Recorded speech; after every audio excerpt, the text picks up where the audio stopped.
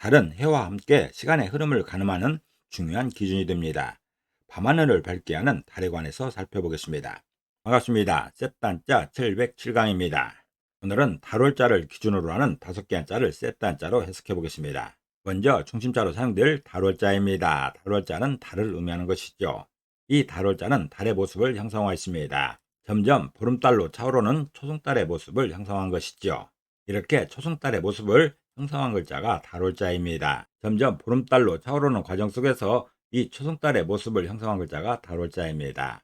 달월자는 달의 모습을 형성한 것이죠. 점점 보름달로 차오르는 초승달의 모습인 것입니다. 중심자인 달월자에 또 하나의 부수를 추가할 때마다 또 다른 한자를 만날 수 있습니다.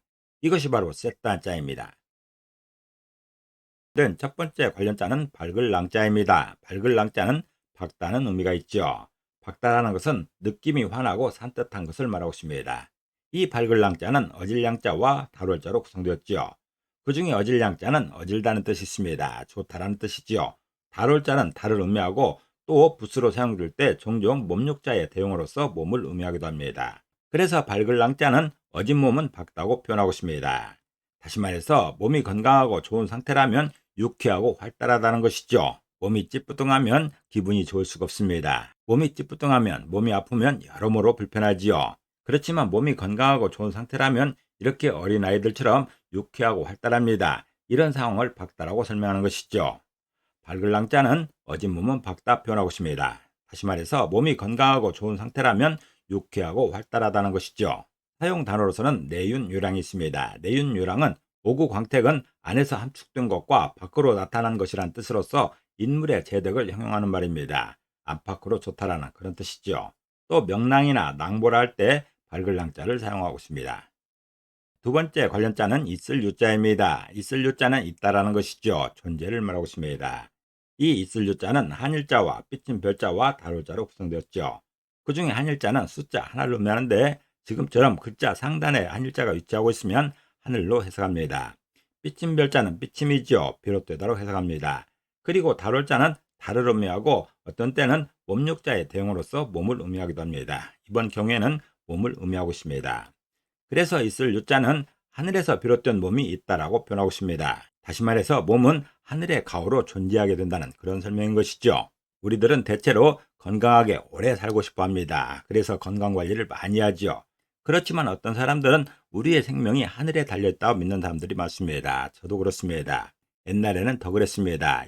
인명은 제천이라 하면서 그런 생각이 더 뚜렷했던 것이죠. 있을 유자는 하늘에서 비롯된 몸이 있다라고 표현하고 있습니다. 다시 말해서 우리 몸은 처음 태어날 때부터 이 세상 살아가는 동안 하늘의 가호로 존재하게 된다는 그런 설명입니다. 만약에 하늘의 가호가 없다면 하루도 버틸 수 없다는 그런 뜻도 됩니다. 사용 단어로서는 유시유종이 있습니다. 유시유종은 처음도 있고 끝도 있다는 뜻이죠. 시작한 일을 끝까지 마무리한다는 말이죠. 또 유료나 유복이라 할 때도 있을 유자가 사용되고 있습니다. 달월자가 포함된 세 번째 관련자는 성할욱자입니다. 성할욱자는 성하다는 뜻이 있죠. 성하다는 것은 기운이나 세력이 한창 왕성한 것을 말하고 있습니다. 이 성할욱자는 있을 유자와 언덕부자로 구성되었죠. 그 중에 있을 유자는 있다라는 것입니다. 존재를 말하고 있습니다.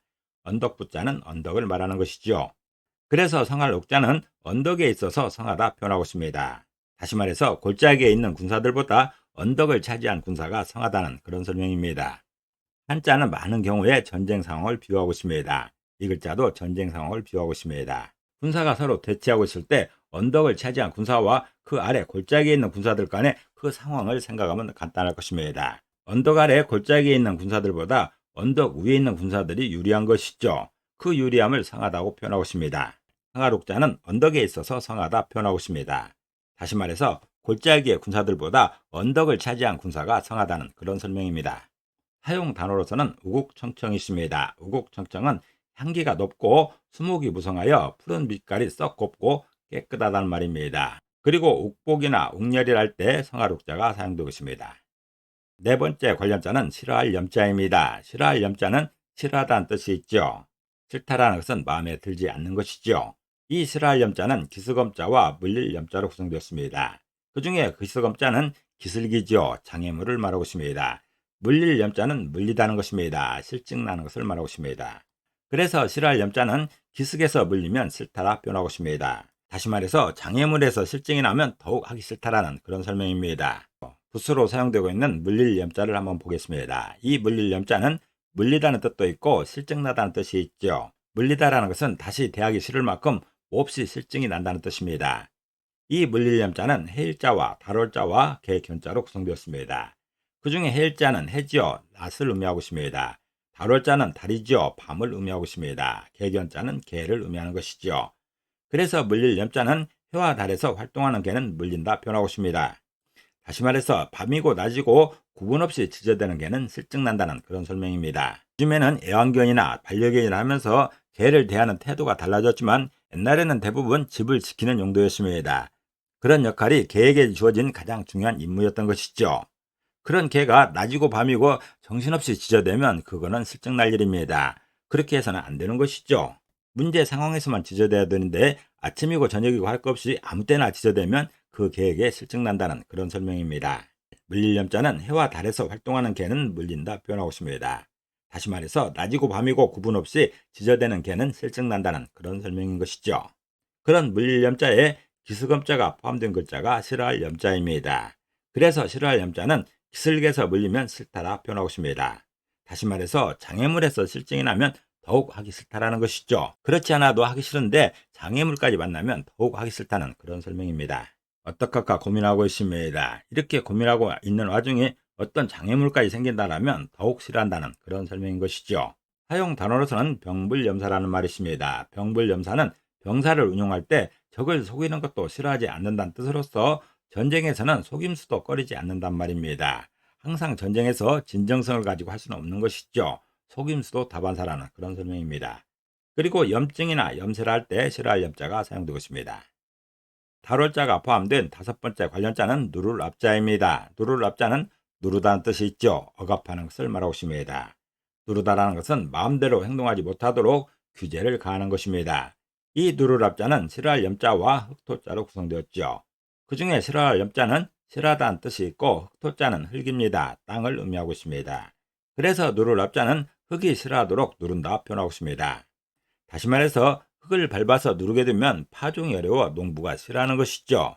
일반 도로나 마당이라면 많이 밟아도 상관없지만 밭에서 밟으면 좋지 않습니다. 밭이나 논을 많이 밟아서 단단해지면 곡물 성장에 굉장히 안 좋은 것이죠. 이렇게 농부는 땅을 파헤쳐서 부드럽게 한 다음에 여기에 작물을 심게 됩니다. 그런데 누군가 이렇게 찾아와서 땅을 밟는다면, 땅을 밟아서 단단하게 한다면 농부는 싫어하게 마련입니다. 누르랍자는 흙이 싫어하도록 누른다 표현하고 있습니다. 다시 말해서 흙을 밟아서 누르게 되면 파종도 어렵고 곡물 성장에도 어렵습니다. 그렇기 때문에 농부가 싫어한다는 그런 설명입니다.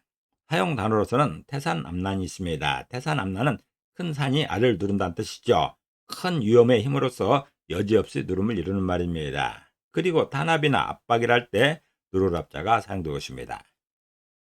오늘은 셋단자 707강으로서 달월자를 중심으로 하는 5개 한자를 셋단자로 해석해봤습니다. 오늘 배운 것을 다시 한번 요약하겠습니다.